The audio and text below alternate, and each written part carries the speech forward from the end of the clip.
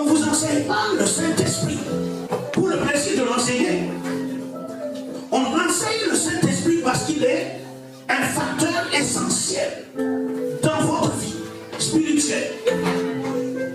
Le Saint-Esprit est votre force. Le Saint-Esprit est votre puissance. Le thème de cette prédication sont 7 choses surprenantes qui se produisent lorsque le Saint-Esprit entre dans un croyant. 7 choses. Probablement nous n'allons pas finir les 7 choses aujourd'hui. Mais nous allons nous évertuer pour que l'essentiel puisse nous entrer. Les 7 choses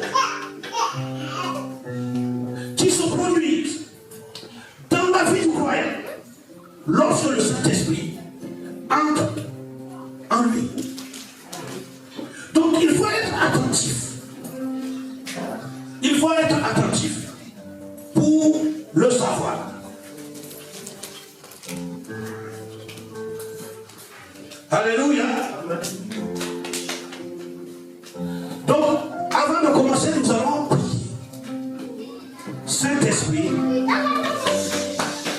entre dans ma vie.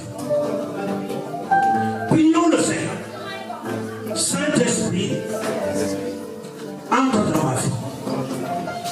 Saint-Esprit, prends possession de moi. Saint-Esprit, investis-toi en moi. Au nom de Jésus-Christ. Alléluia. Donc, le premier signe de l'Esprit Saint dans ma vie est celle de la confiance dans le salut. Le Saint-Esprit produit en moi la certitude du salut. Tu ne peux pas être un enfant de Dieu sans savoir que tu es sauvé, sans savoir que tu as le salut, sans savoir que lorsque Jésus reviendra, il te prendra avec lui. Donc, il va sentir que le Saint-Esprit adresse en nous que nous sommes enfants de Dieu. Nous allons lire pour cela Romains 8 à partir du verset 16. L'Esprit lui-même rend témoignage à notre esprit que nous sommes enfants de Dieu. Alléluia. Amen. L'Esprit lui-même rend témoignage à nous. Lorsque le Saint-Esprit entre en nous, il rend témoignage que nous sommes enfants de Dieu. Le Saint-Esprit atteste que nous sommes enfants de Dieu.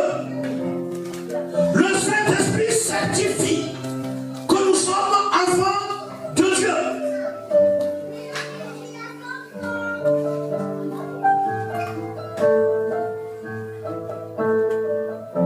Beaucoup de croyants doutent ou se demandent s'ils ont ou non la présence du Saint-Esprit dans leur vie.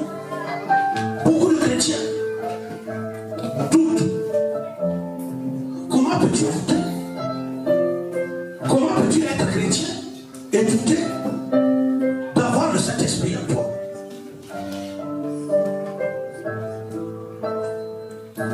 Ils se posent des questions comme: ai-je vraiment reçu le baptême du Saint-Esprit? Ou l'Esprit Saint m'a-t-il quitté à cause d'un péché ou d'une erreur que j'ai commise? La merveilleuse vérité que l'Écriture nous donne est celle-ci. Lorsque l'Esprit Saint habite en une personne, c'est cette personne qui a reçu Christ comme Seigneur. Quand le Saint-Esprit, quand tu as reçu, quand le Saint-Esprit a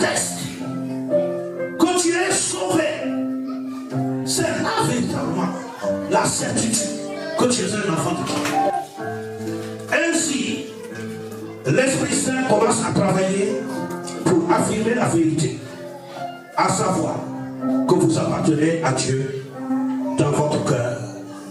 Donc l'Esprit Saint est celui qui convainc que nous sommes enfants de Dieu.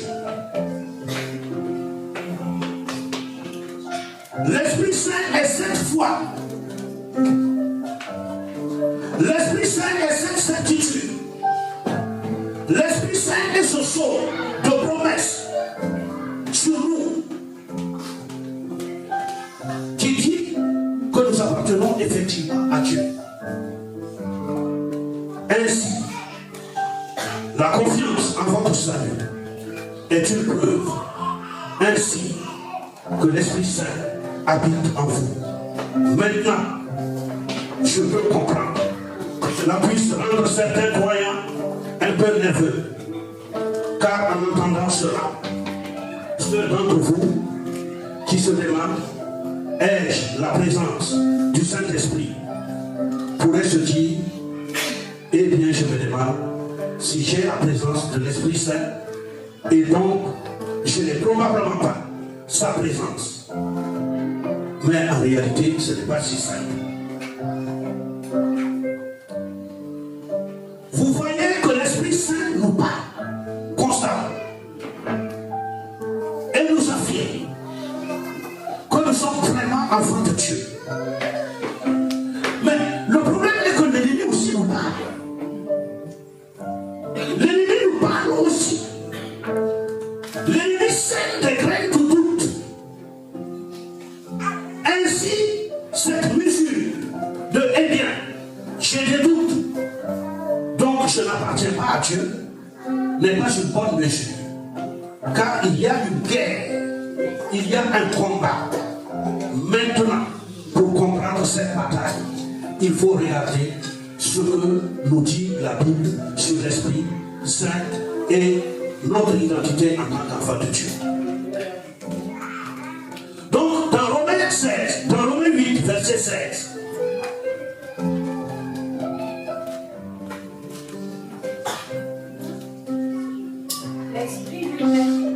L'Esprit lui-même rend témoignage à notre esprit que nous sommes enfants de Dieu.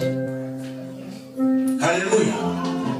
Cela signifie que même face aux doutes, face aux incertitudes, nous avons une confirmation interne de notre filiation divine. L'Esprit Saint qui habite en nous nous assure que nous appartenons à Dieu. Est-ce qu'il y a des gens ici qui doutent qu'ils appartiennent à Dieu? Alléluia. Est-ce qu'il y a des gens qui doutent? Il y a des gens qui doutent s'ils appartiennent à Dieu. Ah, tu doutes?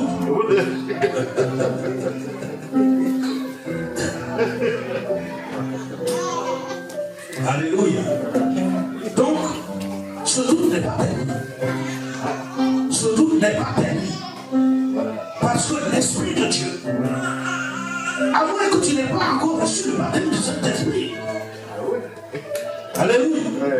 Si tu reçois le baptême du Saint-Esprit, l'Esprit est en toi. Si tu crois en Jésus-Christ, le Saint-Esprit est en toi. Parce que le Saint-Esprit rentre dans ta vie avec Jésus-Christ. Alléluia. Et c'est le Saint-Esprit qui te convainc que tu dois donner ta vie à Jésus. C'est le Saint-Esprit qui te convainc de pécher pour que tu te tournes vers Jésus. Pour lui dire, Seigneur, je te reçois comme mon Seigneur et comme mon Sauveur. Alléluia. Donc, le Saint-Esprit, tu ne peux pas recevoir le salut sans avoir au préalable reçu le Saint-Esprit. Donc, tu n'as pas de doute. Mais tu entends la voix de l'ennemi. Beaucoup de chrétiens entendent la voix de l'ennemi qui leur dit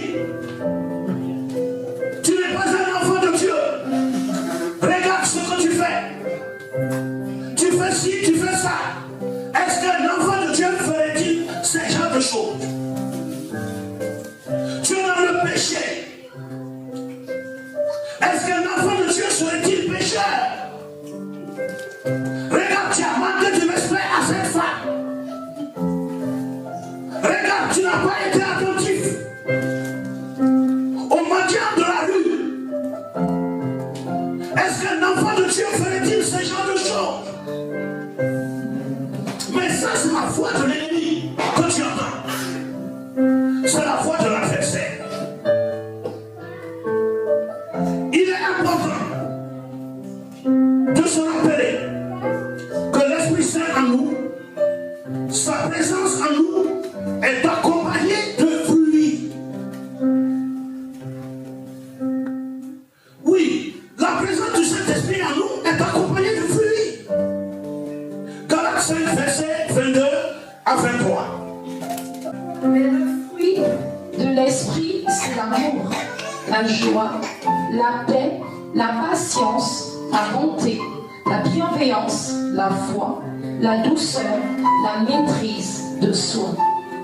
Alléluia. Amen. Donc,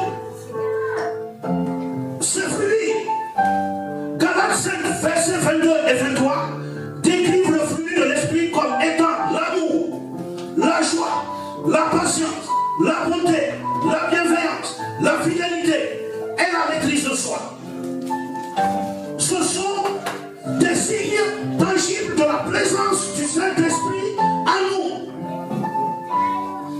Sans le Saint-Esprit, on ne peut pas développer l'amour pour son prochain. Alléluia. Sans le Saint-Esprit, nul n'est capable de développer l'amour. Tu peux parler d'amour entre hommes et femmes.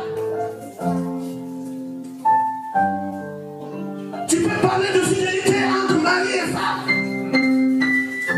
Mais ce n'est certainement pas la fidélité qui te relie au Seigneur Jésus-Christ.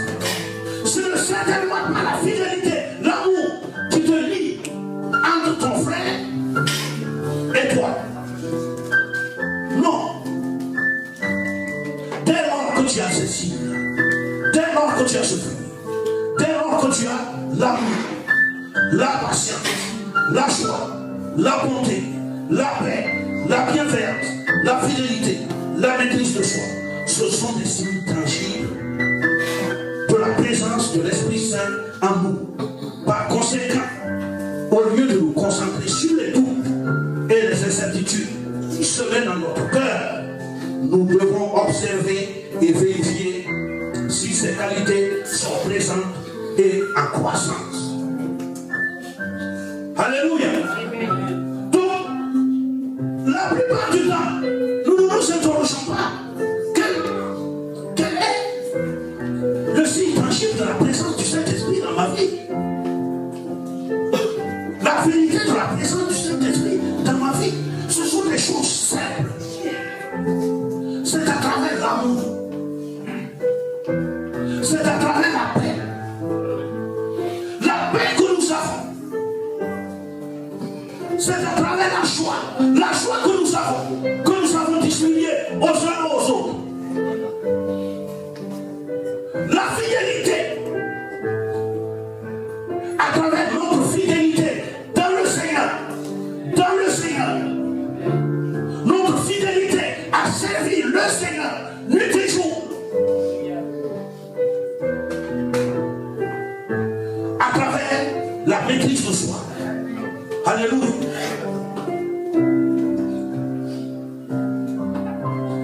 Cela ne signifie pas que nous serons parfaits et que nous n'aurons pas de jours difficiles, mais plutôt que notre marche avec Dieu, ces qualités deviendront de plus en plus évidentes. Alléluia. Donc, les fruits de l'esprit deviennent de plus en plus, de jour en jour, évidentes. Parce que nous apprenons à marcher dans la confiance de notre Seigneur et de notre Dieu. Il est essentiel de comprendre qui l'ennemi utilise. Il est essentiel de comprendre que l'ennemi utilise le doute comme une arme pour nous éloigner de la vérité de Dieu. Donc dans Éphésiens 6, à partir du verset 11. Revêtez-vous de toutes les armes de Dieu, afin de pouvoir tenir ferme contre les ruses du diable. Amen. Alléluia. Lorsque vous ne vous revêtez pas des armes de Dieu, l'ennemi sera toujours là. L'ennemi sera toujours là et l'ennemi vous parlera. Et vous allez vous dire que vous ne croyez pas en Dieu. Vous allez douter de votre foi. Vous allez douter de votre amour. Vous allez douter de votre prétention à être un enfant de Dieu. Mais il faut se revêtir. La Bible nous donne pour élément essentiel pour nous de nous revêtir des armes de Dieu. Si tu n'es pas revêtu des armes de Dieu, tu es victime de l'ennemi. Tu peux être victime de l'ennemi. Tu peux être victime de ses causeries. Tu peux causer avec lui en croyant discuter avec le Saint-Esprit. Alors que tu discutes avec ton ennemi, tu mets en toi des doutes.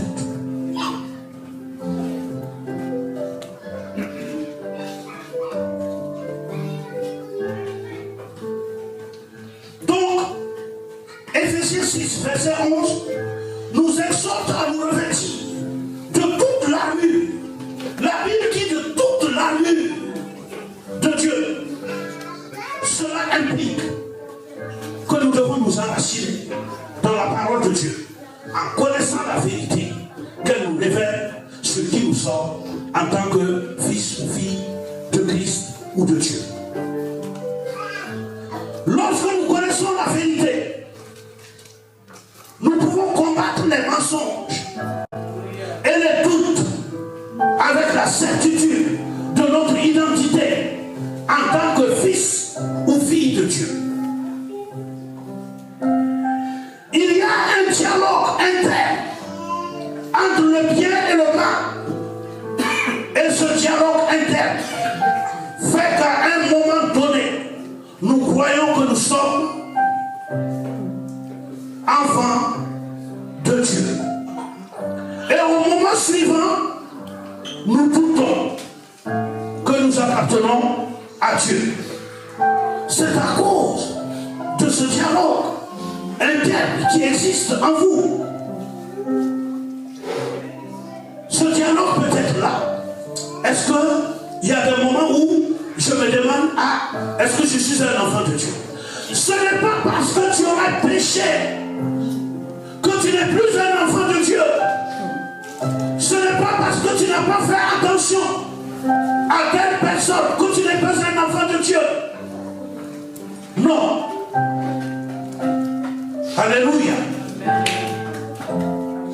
Donc ce n'est pas toutes ces choses qui définissent ton appartenance à Dieu. Mais c'est ainsi que vous savez que vous avez la présence de l'Esprit Saint.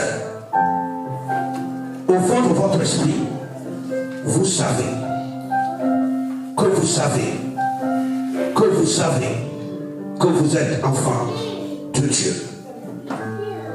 La confiance au plus profond de vous.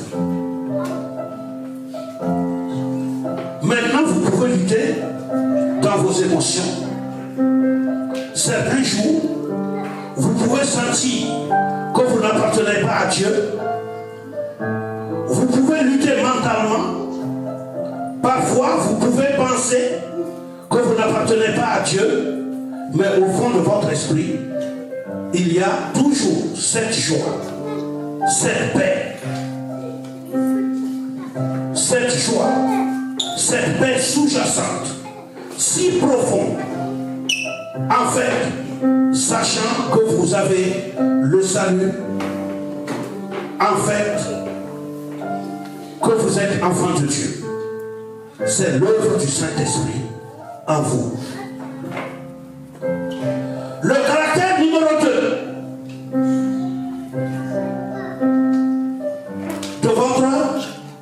de la présence du Saint-Esprit en vous. se trouve dans Galates 5, versets 22 et 23. Alléluia. Mais le fruit de l'esprit, c'est l'amour, la joie, la paix, la patience, la bonté, la bienveillance, la foi, la douceur, la maîtrise de soi. Alléluia. Ceci étant dit, il s'agit ici du caractère. Si vous n'avez pas le caractère de Christ en vous, le Saint-Esprit est en état latent. C'est-à-dire il est présent en vous, mais il ne travaille pas. Vous ne l'activez pas. Vous ne le faites pas travailler. Vous ne le faites pas produire du fruit visible. Vous ne lisez pas la Bible. Vous n'interrogez pas le Saint-Esprit. Donc le caractère, pas le charisme. Le charisme concerne la puissance de notre Dieu et de notre Seigneur. Vous savez que vous avez la présence de l'Esprit Saint, non pas nécessairement parce que la puissance de Dieu repose sur votre vie, bien que ce soit l'un des signes majeurs, mais parce que le caractère de Christ se développe en vous. Le caractère de Christ est le signe suprême que vous appartenez réellement à Dieu, que vous portez réellement la présence de l'Esprit Saint. Voyez-vous, les gens peuvent contrefaire la puissance. Ils peuvent simuler de parler en langue. Ils peuvent simuler de faire des miracles. Simuler de vivre des vies pieuses tout en menant une double vie. Mais la preuve que vous avez reçu le baptême du Saint-Esprit, la preuve que la présence du Saint-Esprit habite en vous, c'est que vous êtes un peu plus comme Jésus aujourd'hui que vous ne l'êtes hier, que vous ne l'étiez hier.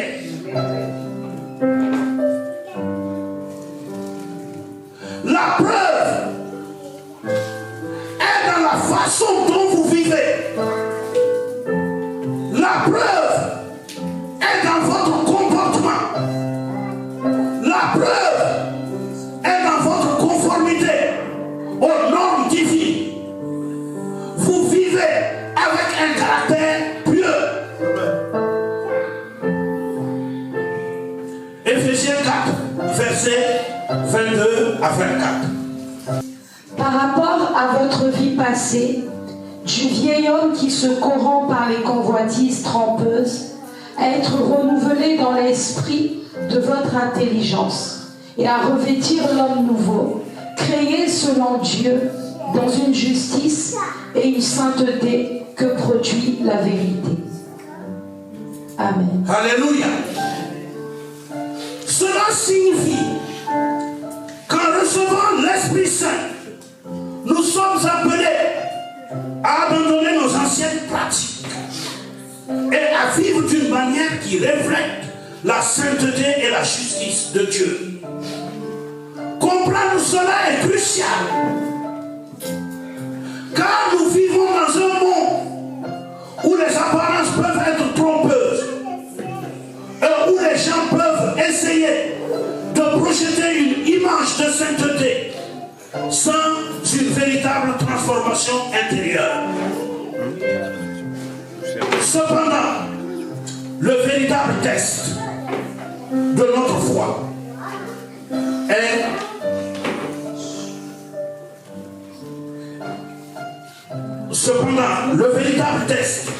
de notre foi et du baptême du Saint-Esprit n'est pas dans les apparences extérieures, mais dans la transformation continue de notre caractère et de nos actions quotidiennes. Aimons-nous davantage. Faisons-nous preuve de plus de patience. Donc la question que le chrétien doit se poser jour après jour, est-ce que nous aimons davantage nos voisins, notre prochain? Est-ce que nous aimons davantage l'œuvre de Dieu? Est-ce que nous aimons davantage la proximité avec nos frères et nos sœurs? Est-ce que faisons-nous preuve de patience? Est-ce que nous faisons preuve de patience lorsque quelque chose doit nous arriver? Est-ce que nous faisons preuve de patience pour attendre cette chose?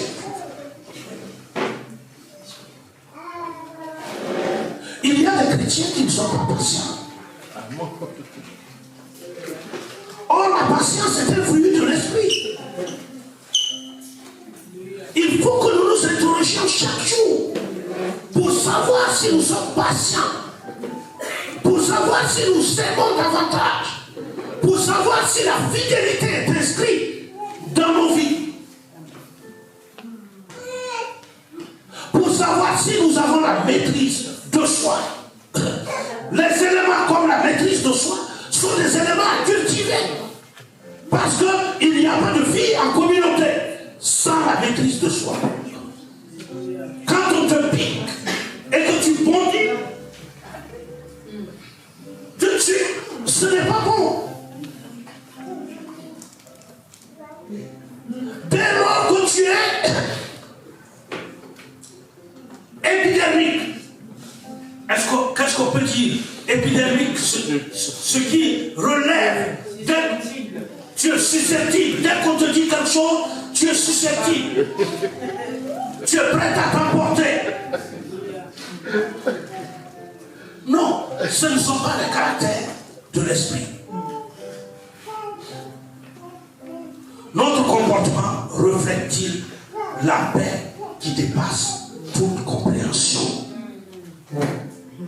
Alléluia. Notre comportement reflète-t-il? Et oui, il faut voir cela. Et il faut examiner aussi dans nos familles. Nous sommes dans les familles. Il est bon d'arriver à l'église et de paraître la Sainte Ligne touche. Mais qu'est-ce que tu fais à la famille? Qu'est-ce que tu fais dans la famille? Quelle est la vie entre ton mari et toi? Entre ta femme et toi? Entre tes enfants et toi? Entre tes voisins et toi?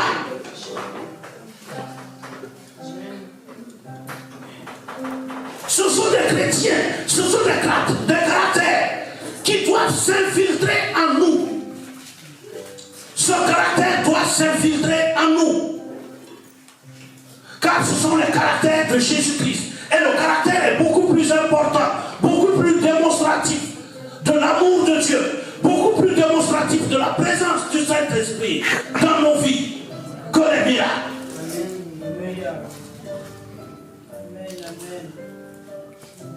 Les miracles, beaucoup de pasteurs en font. Mais est-ce qu'ils reflètent le caractère de Christ?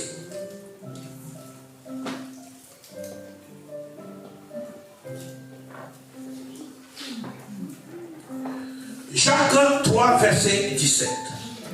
Mais la sagesse d'en haut est pure. Tout d'abord, ensuite, elle est pacifique, douce et raisonnable. Elle est riche en bonté et en actions bonnes. Elle est sans parti pris et sans hypocrisie. Amen. Amen. Alléluia. Donc Jacques 3, verset 17 parle de la sagesse qui vient d'en haut. Mais la sagesse qui vient d'en haut est d'abord pure, modérée, plein de miséricorde et de bons fruits, sans partialité, sans hypocrisie. La vraie sagesse que le Saint-Esprit nous donne, nous guide à vivre d'une manière qui est conforme aux enseignements de Jésus, montrant la miséricorde, produisant du bon fruit et vivant sans hypocrisie. Alléluia. Il est bon que nous puissions nous examiner. Ce sont ces signes-là qui prouvent que nous sommes enfants de Dieu, qui prouvent que la présence du Saint-Esprit est en nous.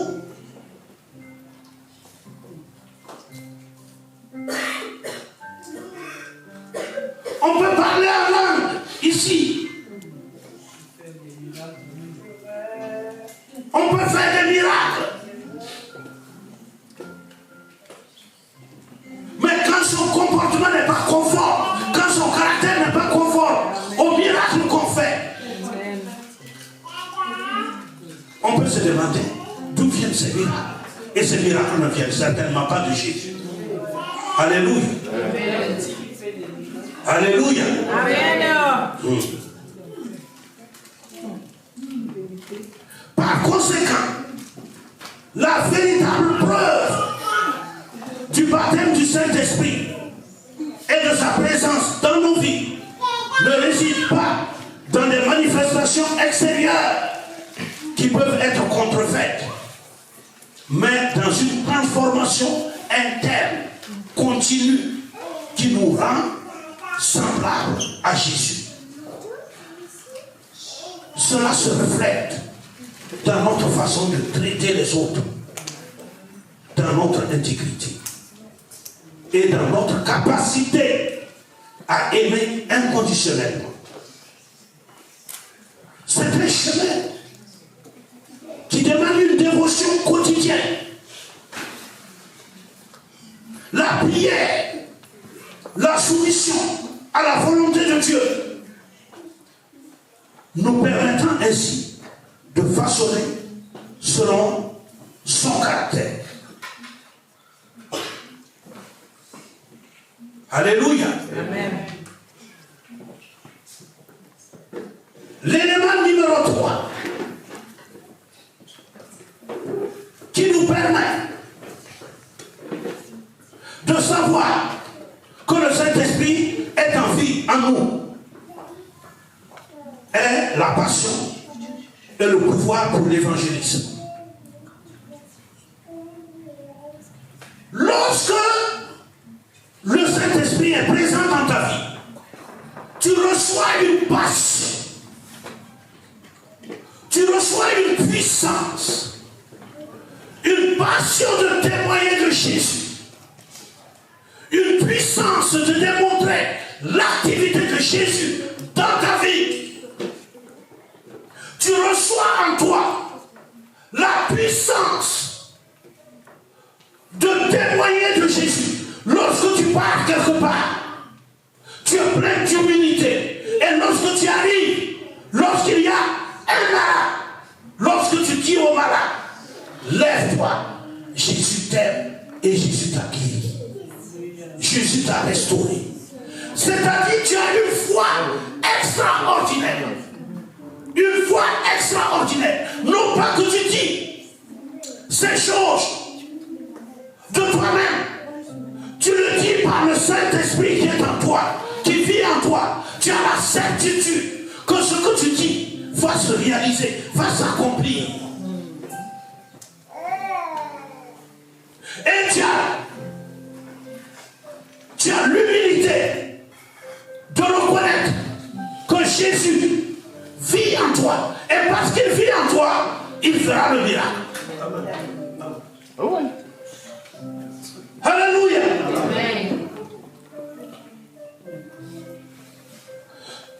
La capacité de témoigner. Quand tu vas témoigner auprès de quelqu'un, la personne est convaincue. Parce que tu parles avec assurance.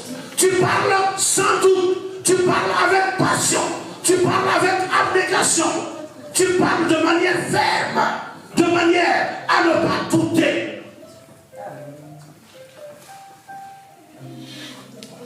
Il ne s'agit pas d'avoir la volonté d'aller le dimanche, le samedi ou les jours suivants pour aller sur la place du marché parce que tu as le courage. Le Saint-Esprit donne le courage également. Mais il est important que tu sois investi et conduit par le Saint-Esprit. Ah oui. Que tu sois investi et conduit par le Saint-Esprit. Tu ne fais rien au hasard. Tu ne fais rien parce que tu es mu de toi-même. Tu fais parce que tu es sollicité de la part de Dieu. Tu ne peux pas te taire. Tu ne peux pas fermer ta bouche. Tu ne peux pas choisir. Il y a des fois où j'arrivais dans les supermarchés et le Saint-Esprit me dit à toutes ces personnes-là à la caisse que le Seigneur les aime. Et je proclame, le Seigneur vous aime. Le Seigneur Jésus vous aime. Le Seigneur Jésus veut faire de vous ses enfants.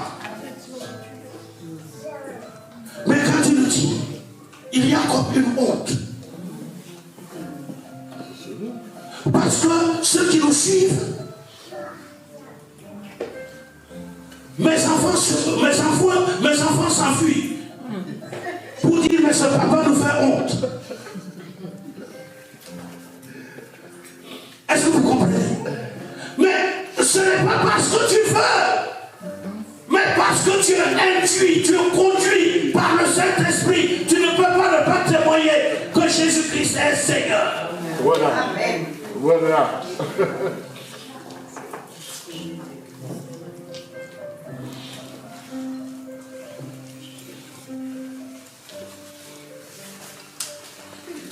Cela se reflète dans votre façon de traiter les autres, dans votre intégrité, dans notre capacité à aimer inconditionnellement. C'est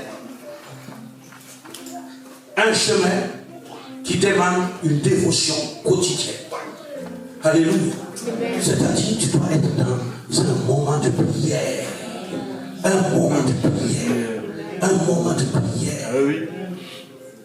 Un moment d'adoration, un moment d'exaltation. Ton cœur est donné à Dieu.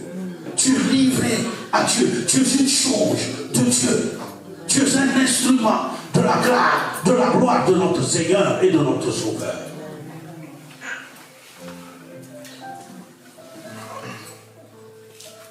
Donc, la passion et le pouvoir pour l'évangélisme, pour l'évangélisation.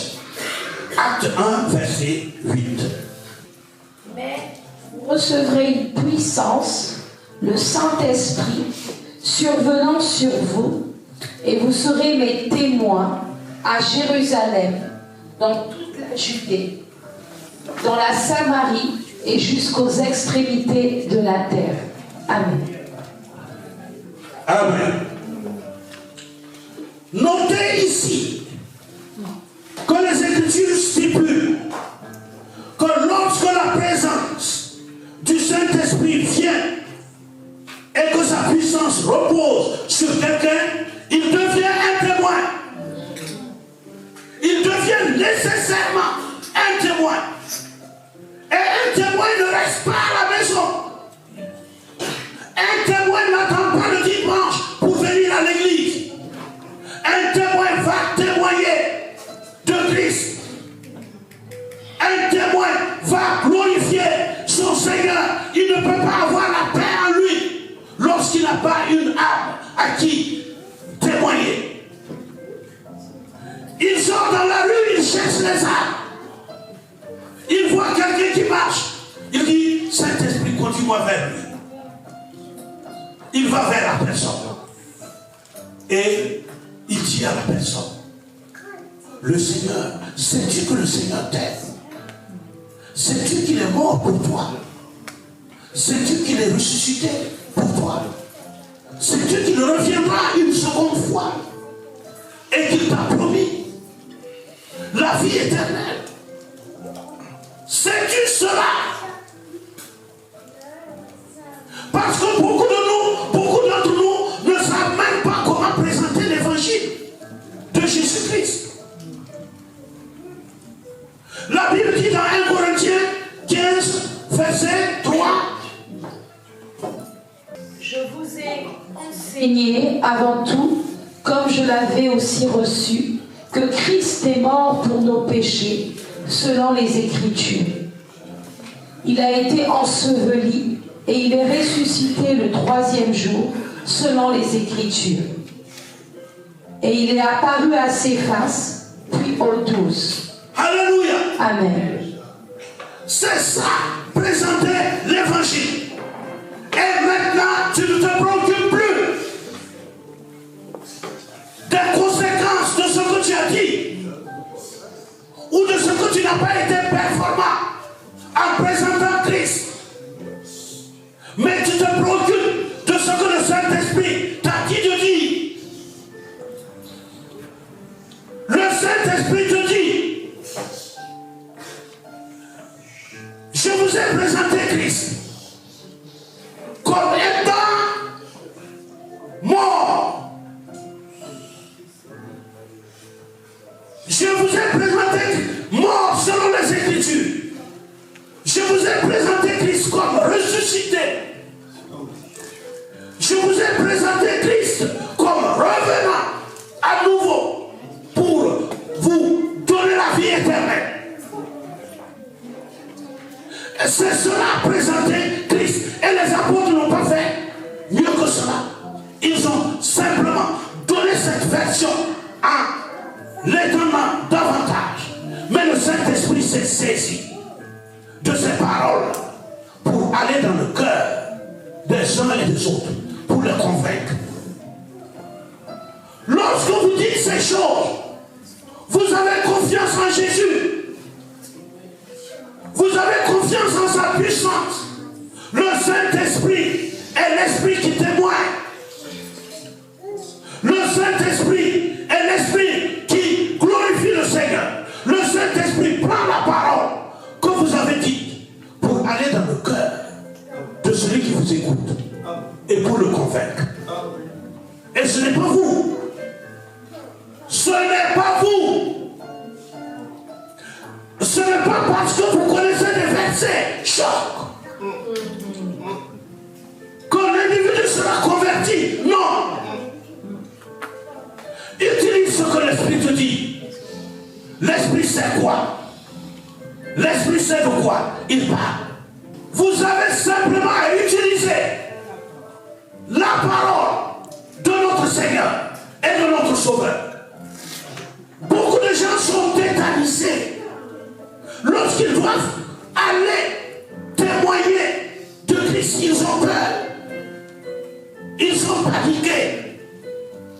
Alors qu'ils transportent la véritable bonne nouvelle qui plaît à tout le monde. La véritable bonne nouvelle qui fait plaisir à tous. La véritable bonne nouvelle qui mérite qu'on s'arrête 5 minutes pour écouter. La véritable bonne nouvelle qui plaît aux âmes, à celui qui marche devant toi, même s'il est cravaté, il est en costume 3 pièces, même s'il marche avec une canne d'or. Alléluia. Il a besoin de Christ. Amen. La seule bonne nouvelle dont il a besoin, c'est de Christ. Amen. Et la seule nouvelle que tu as à lui donner, c'est Christ. Amen. Donc considère-toi comme porteur de la bonne nouvelle. Amen. Comme porteur de la bonne nouvelle qui plaît à tous. Nous ne devons pas être un témoin intimidé.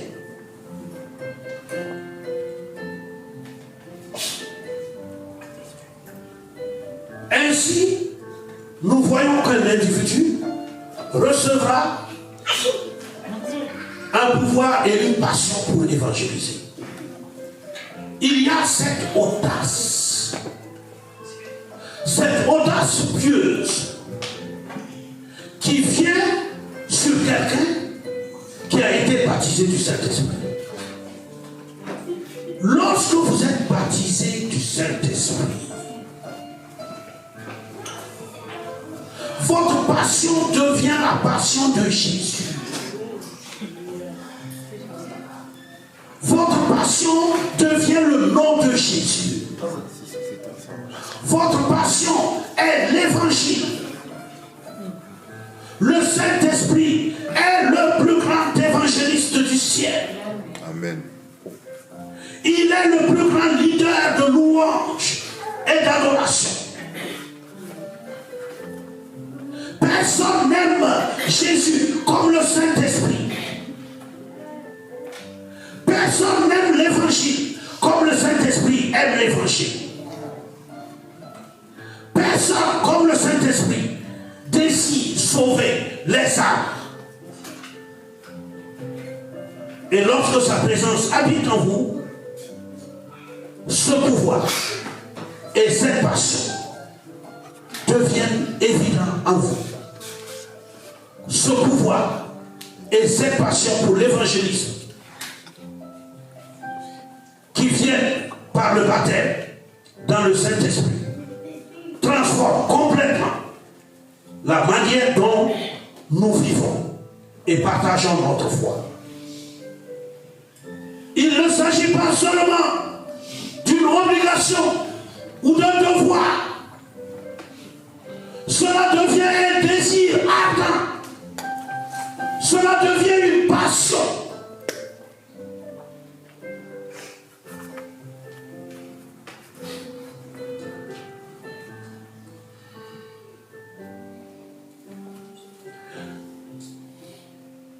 Une passion de voir les gens connaître et expérimenter l'amour et le salut que nous avons trouvé en Jésus-Christ. Romains 10, verset 14. Donc invoqueront-ils celui en qui ils n'ont pas cru? Et comment croiront-ils en celui dont ils n'ont pas entendu parler? Et comment en entendront-ils parler s'il n'y a personne qui prêche? Amen. Alléluia. Ce passage met en lumière l'évangélisme et la manière dont nous sommes appelés à être cette foi qui annonce les bonnes nouvelles. La présence du Saint-Esprit dans nos vies nous donne la capacité de surmonter la peur, la timidité, les incertitudes qui nous empêchent souvent de partager notre foi. Alléluia. Il y a des peurs. Il y a des doutes. Il y a des incertitudes. Parce que vous n'avez pas de relation avec l'Esprit qui est en vous. Vous ne communiquez pas avec l'Esprit qui est en vous. Vous ne lui parlez pas.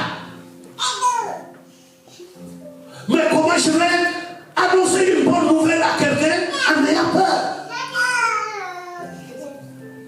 C'est une joie pour moi d'annoncer à une telle personne la bonne nouvelle. C'est une grande joie, c'est une grande passion d'annoncer à quelqu'un que Jésus l'aime, que Jésus est mort pour lui, ressuscité pour lui, monté au ciel pour lui, et qu'il reviendra de la même façon pour le sauver et lui donner la vie éternelle. Qui n'aime pas cette nouvelle? La Bible dit que même notre état actuel est un état passager. Parce que nous allons expérimenter la présence de notre Seigneur, de notre Sauveur. Nous expérimenter lorsqu'il reviendra. La mort sera liée et jetée dans le lac de feu. Et lui, il apparaîtra et il prendra ses disciples avec lui. Et pour ces gens-là, il n'y aura plus ni mort, ni pleurs, ni cris, ni aucune souffrance. Le Seigneur lui-même fera son siège en nous. Est-ce que ce n'est pas une bonne nouvelle? Que lorsque Jésus reviendra, il lira la mort. La mort est la conséquence du péché. Et parce que Jésus nous a réconciliés avec son sang précieux, et parce que Jésus nous a effacé tous nos péchés, et nous a réconciliés avec le Dieu vivant, lorsque ce Dieu reviendra, alléluia, c'est ce qu'il fera. Il s'agit de très bonnes nouvelles, plus que les nouvelles de 10 millions de dollars que je suis prêt à vous mentir que vous allez recevoir.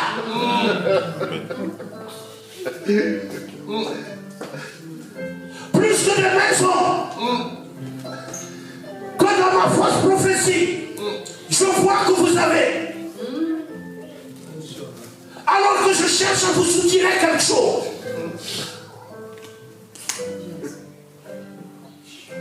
À ce rythme-là, c'est moi qui construirai la maison. Et vous, vous serez sans maison.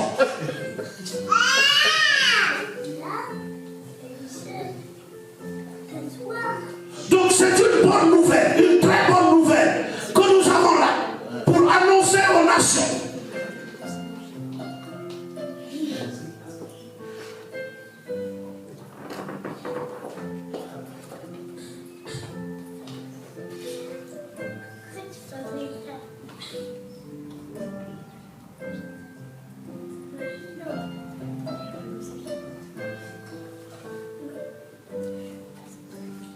Et lorsque sa présence habite en vous, ce pouvoir et cette passion deviennent évidents en vous. Ce pouvoir et cette passion pour l'évangélisme qui viennent par le baptême du Saint-Esprit transforment complètement la manière dont nous vivons et partageons notre foi. Il ne s'agit pas seulement d'une obligation ou d'un devoir. Cela devient un désir. Devoir, cela devient un désir ardent de voir d'autres personnes connaître et expérimenter l'amour et le salut que nous avons trouvé en Jésus-Christ, notre Seigneur. Ce passage met en lumière l'évangélisme dont nous sommes appelés à être cette foi qui annonce les bonnes nouvelles, la présence du Saint-Esprit dans nos vies nous donne la capacité de transformer, de surmonter notre peur, la timidité et les incertitudes qui nous empêchent souvent de partager notre foi. Il nous donne l'audace. L'audace. Dites audace. Audace. Alléluia. Vous devenez impertinent. Non pas parce que vous ne respectez pas les autres, mais parce que vous les aimez tellement. Votre amour est tellement grand pour eux que la seule bonne nouvelle qui vous fait jouir, cette bonne nouvelle, vous la partagerez avec cette personne. Vous ne pouvez pas retenir votre choix. Vous ne pouvez pas retenir votre émotion de le voir se convertir en Jésus-Christ et de bénéficier, comme vous le bénéficiez, de l'amour de Jésus, de la bonté de Jésus, de la grâce et de la faveur de notre Seigneur. Alléluia. Amen.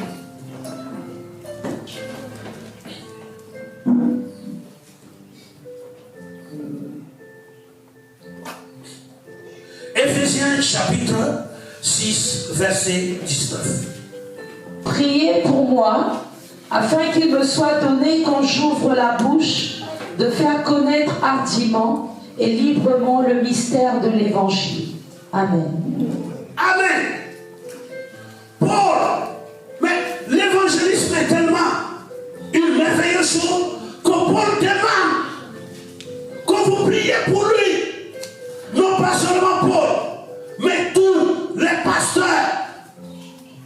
Le pasteur que je suis demande votre prière pour qu'en élevant ma voix, je puisse annoncer avec hardiesse l'évangile de Jésus-Christ. Pour que je puisse témoigner de Christ, pour que vous puissiez également témoigner de Jésus.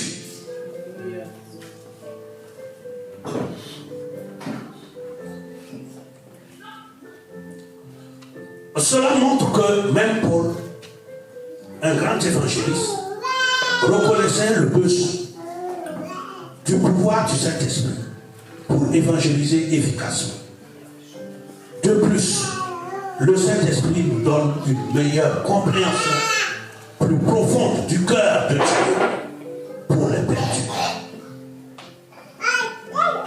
Je répète, de plus, le Saint-Esprit nous donne une meilleure compréhension plus profonde du cœur de Dieu pour les perdus. En Luc 15, nous trouvons la parabole de la brebis perdue, où Jésus illustre le grand amour du Père pour chaque perdu. Cet amour, cette compassion pour les perdus est quelque chose que le Saint-Esprit verse dans nos cœurs, nous motivant à sortir, chercher et sauver ceux qui étaient perdus. La passion pour l'évangélisme, par conséquent, n'est pas quelque chose que nous pouvons générer par nous-mêmes. C'est un fruit de la présence et du pouvoir du Saint-Esprit agissant en nous. Lorsque nous nous soumettons à lui, nous permettons que sa passion devienne notre passion.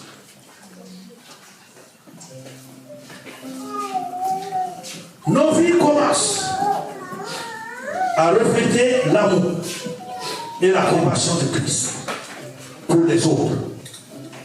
Et nous trouvons la joie à être utilisés par Dieu pour atteindre les perdus.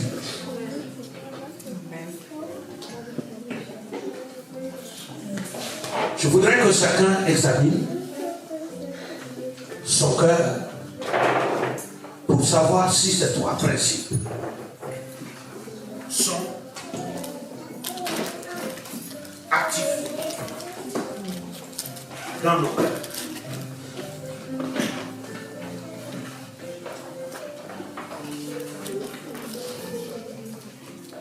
Le témoignage par l'Esprit de notre Seigneur que nous sommes enfants de Dieu.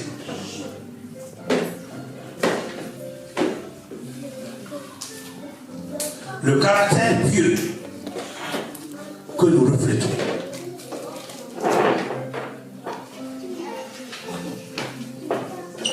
Et la passion et le pouvoir pour l'évangélisme.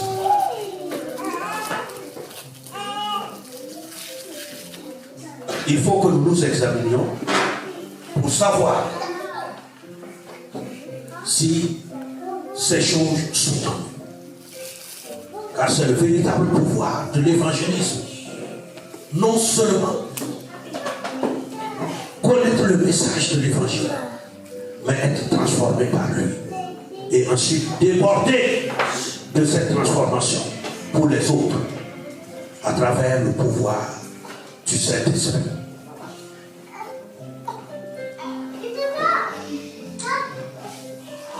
Donc, c'est la capacité que nous avons au sorti d'ici, à voir un voisin, à aller témoigner à un voisin, à aller témoigner à un ami, à aller témoigner à une parente, un parent qui ne connaît pas le Seigneur Jésus. Rien ne sert d'arriver et de commencer par les causeries faites et mondaines.